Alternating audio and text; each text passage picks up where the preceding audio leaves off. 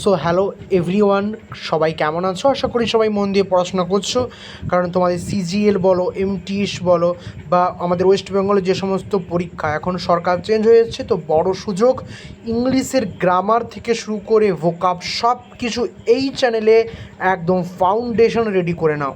কোনো প্র্যাকটিস সেটে যাওয়ার আগে ইউটিউবে বিভিন্ন চ্যানেল হয় না, তারা কিন্তু কেউ থিওরি পড়ায় না তোমাকে থিওরি পড়াবে না, ওই সবাই প্র্যাকটিস সেট পড়াবে, তোমাকে বলবে যে এই গ্রুপে জয়েন করো, আমাদের এই কোর্স নেও।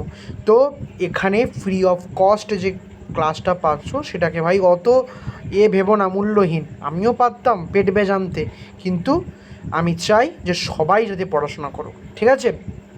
তো তোমরা জানো যারা কম্পিটিটিভ ফিল্ডে আছো তাদেরকে বলে দিই, ইংলিশ কিন্তু অত্যন্ত গুরুত্বপূর্ণ সাবজেক্ট। তোমাদের স্পট দ্য এরর করতে বলে, তো সেই স্পট দ্য এরর করতে গেলে আমাদের মিনিমাম 60টা গ্রামারের নিয়মের প্রয়োজন। 60-এর বেশিও আছে, কিন্তু এই মেন 60টা যদি তুমি জানো, তাহলে বাদবাকিগুলো তোমার না জানা থাকলেও তুমি অটোমেটিক তুমি বুঝতে পেরে যাবে, ঠিক আছে?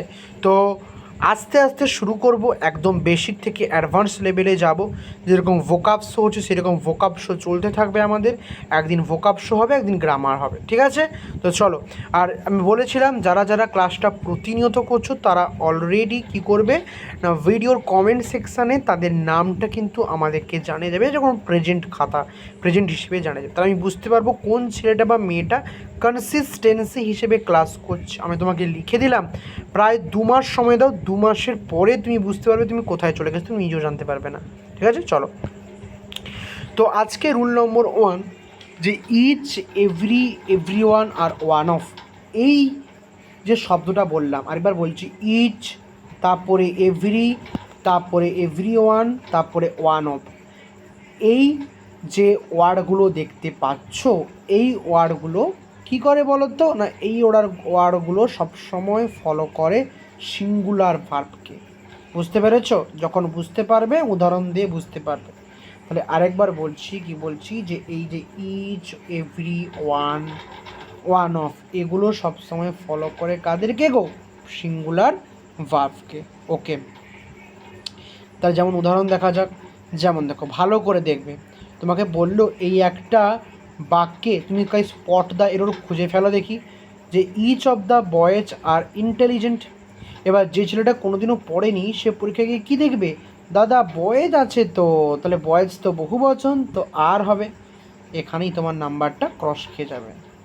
নিয়মটা আরেকবার দেখে নাও, each, every one, one of থাকলে আমরা সেই অনুযায়ী ভাবকে সবসময় সিঙ্গুলার ভাব করবো। কী করবো? সিঙ্গুলার। দেখো, ইচটা বাক্যের প্রথমে আছে, তাহলে এই অনুযায়ী ভাবটা সিঙ্গুলার হবে, ঠিক আছে? কারণ ইচ, এভরি ওয়ান থাকলেই ভাব সিঙ্গুলার হবেই হবে। তাহলে কী হবে এখানে আর এর বদলে হবে ইচ। আরটা বহু বচন হয়ে যাচ্ছে, তাই না? তাহলে ইচটা কি? ইচটা অবশ্যই সিঙ্গুলার হবে। চলো, বুঝতে পেরেছো? তাহলে আরেকটা উদাহরণ দেখা যাক। বলছে every student and teacher have been informed. তাহলে তুমি কি স্পটিং এররটা আসো দেখি। দেখো, হ্যাভ হচ্ছে কি? প্লুরাল ভার্ব, কিন্তু আমার বাক্যের প্রথমে যখন আমি দেখে নিয়েছি এভরি আছে, তো every, each, every one, one of, তাহলে আমি কী বলেছি সেই অনুযায়ী ভার্বটা কী হবে? প্লুরাল হবে। তাহলে হ্যাভ তো প্লুরাল, ভার্বটা কী হবে? ভার্বটা সিঙ্গুলার হবে। তাহলে এই হ্যাভ তো প্লুরাল, এর সিঙ্গুলার ভার্ব কী হবে? হ্যাজ। তাহলে অ্যান্সার কী হবে? হ্যাজ। আর একটা উদাহরণ দেখে নাও, বলছে one of the students have topped the class. তাহলে তুমি কিন্তু এখানে গুরুত্ব দেবে না, এই যে স্টুডেন্টস আছে বলে হ্যাভ, মানে স্টুডেন্টস আছে বলে বহু বচন, এখানেই সমস্ত ট্র্যাপে পড়ে সবাই। আমি কি দেখব, যে এই ইচ, ওয়ান অফ, তারপরে এভরি ওয়ান, এরা থাকলে ভার্বটা কী হবে দাদা? সিঙ্গুলার হবে। তাহলে এই অনুযায়ী ভার্বটা কী হয়েছিল? এই অনুযায়ী ভার্বটা সিঙ্গুলার হওয়ার কথা, তার জন্য এটা ভুল। তাহলে কী হবে? হ্যাজ হবে। তাহলে বুঝতে পেরেছো আমাদের রুল নম্বর 1 কী ছিল। আশা করি রুল নম্বর 1 নিয়ে কারোর কোনো সমস্যা নেই। আরেকবার রিভাইজ করছি না, যদি each, every one, one of দিয়ে কোনো ওয়ার্ড, কোনো সেন্টেন্স শুরু হয়, বা কোনো ওয়ার্ড, এই ওয়ার্ডগুলো যদি থাকে একটা সেন্টেন্সের শুরুতে, তখন তুমি চোখ বন্ধ করে ভার্বটাকে সিঙ্গুলার করবে, যাই হয়ে যাক না কেন। Each, every one, one of থাকলে ভার্বটাকে কী করবে? সিঙ্গুলার করবে। চলো আমরা সেকেন্ড নিয়মের দিকে এগোচ্ছি। চলো রুল নম্বর 2, এই ওয়ান অফকে নিয়ে একটু কথা বলি।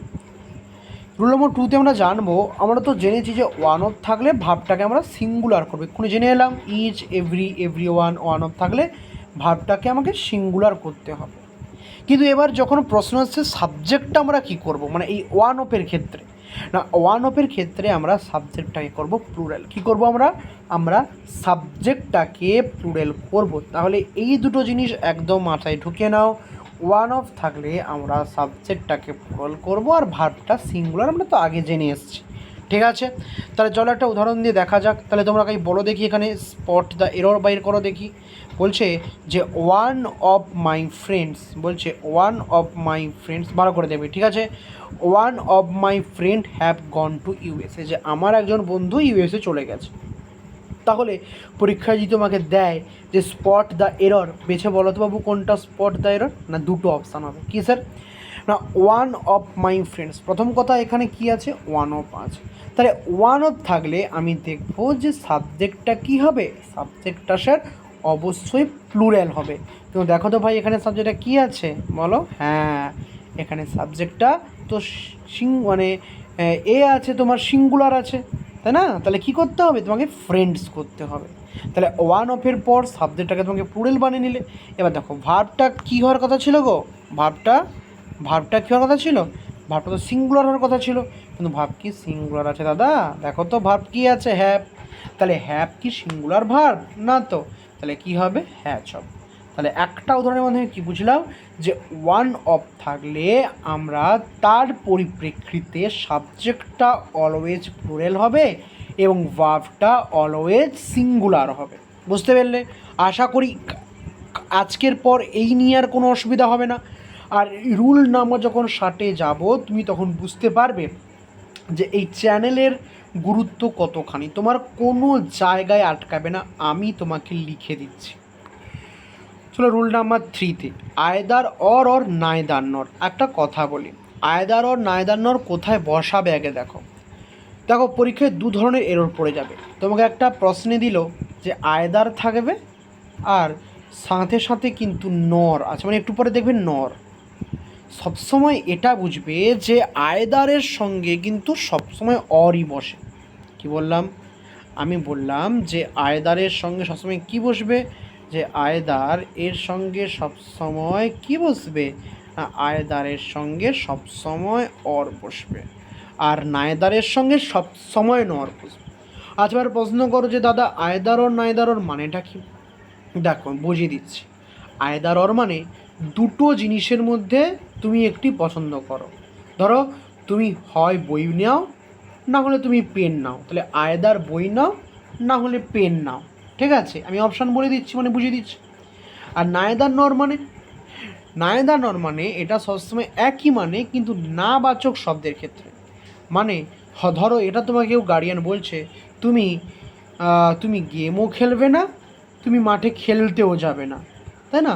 তাহলে তোমাকে দুটো জিনিসের মধ্যে না বলছে করতে, তখন তোমাকে নায়দার নর বসাতে হবে। তাহলে নায়দার নর অ্যাকচুয়ালি দুটো জিনিস কি, আয়দার ও নায়দার নর। আয়দার অরটা আমরা ব্যবহার করব পজিটিভ সেন্টেন্সের ক্ষেত্রে, আর নায়দার নরটা আমরা ব্যবহার করব নেগেটিভ সেন্টেন্সের ক্ষেত্রে। ঠিক আছে, এবার এই নিয়ে একটা দুর্দান্ত একটা নিয়ম আছে, চলো দেখে নিই রুল নাম্বার 3 কী বলে। এখানে আমরা আসি রুল নাম্বার 3-তে। দেখো বলছে এই যে আয়দার অর আর নায়দার নর থাকলে তার যে ভার্বটা কী হবে, সিঙ্গুলার না প্লুরাল? না ভার্বের ক্ষেত্রে বলতে গিয়ে বলা হচ্ছে যে নিয়ারেস্ট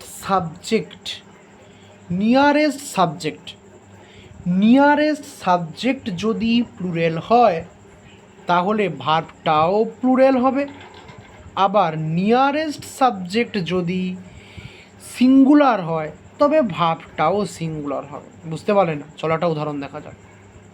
দেখো বলছে নাইদার সি অর নর হার ফ্রেন্ডস হ্যাজ অ্যারাইভড। প্রথমে তো দেখে নেবে নাইদারের সঙ্গে অর আসেনি মানে নর, তো এদিক দিয়ে বাক্য ঠিক। দু নম্বর কথা যে দুজনের মধ্যে বলছে, তো এখান থেকেও আমরা বলতে পারি যে ঠিক আছে সে আর তার বন্ধুকে বাড়ি আসেনি, তাহলে দুটো ক্রাইটেরিয়া পূরণ করেছে। 1 নম্বর হচ্ছে নাবাচক শব্দের ক্ষেত্রে, 2 নম্বর ক্ষেত্রে হচ্ছে দুজনের মধ্যে। 3 নম্বর আমি কি বলেছিলাম যে আয়দার অর আর নায়দার এই নরের কাছের যে সাবজেক্টটা সেই সাবজেক্টটা যদি প্লুরেল হয় তবে ভার্বটাও প্লুরেল হবে, আর এই সাবজেক্টটা যদি সিঙ্গুলার হয় তবে ভার্বটাও কী হবে গো, সিঙ্গুলার হবে।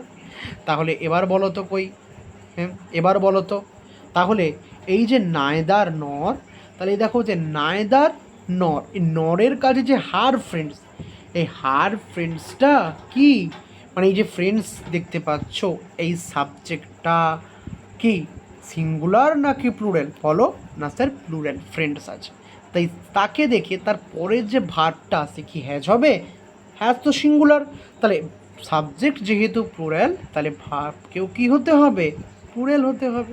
তাহলে কি বুঝলাম আমরা, যে নায়দার নর আর আয়দার অরের কাছে সাবজেক্টটাকে দেখো, সাবজেক্টটা প্লুরাল হলে ভার্বটা প্লুরাল হবে, সাবজেক্টটা সিঙ্গুলার হলে ভার্বটা সিঙ্গুলার হবে।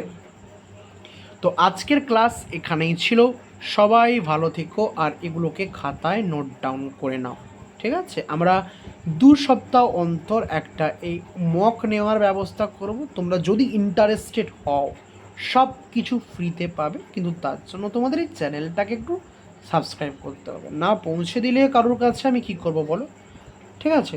চলো তাহলে আজকে এখানে থাক, আর আমরা নেক্সট দিন ভোকাপস হতে যেরকম চলছে, অর্থাৎ একদিন সপ্তাহের 2 দিন ভোকাপসও চলবে আর 3 দিন গ্রামার চলবে। তার থেকেও যদি তোমাদের ডিমান্ড বেশি থাকে না, সে প্রতিদিন 2টো করেছে, যদি তোমরা চাও তবে হবে, না চাইলে নচেত নয়, ঠিক আছে। Thank you, tata, bye bye, all the best.